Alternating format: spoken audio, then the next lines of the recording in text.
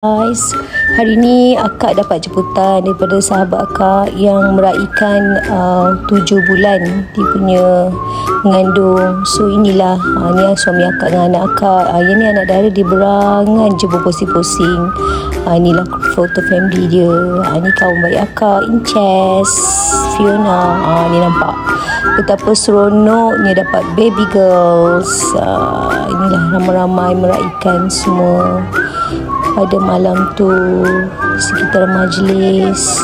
So color pink baby girl lah, kalau color blue tu baby boy. Ni akak dengan kawan-kawan perempuan sembang-sembang. Seronoklah makan ayam goreng, kambing golek, gearbox masak merah, memang menyelerakan. So suami akak dia kata malam ni last meal dia, nak diet katanya.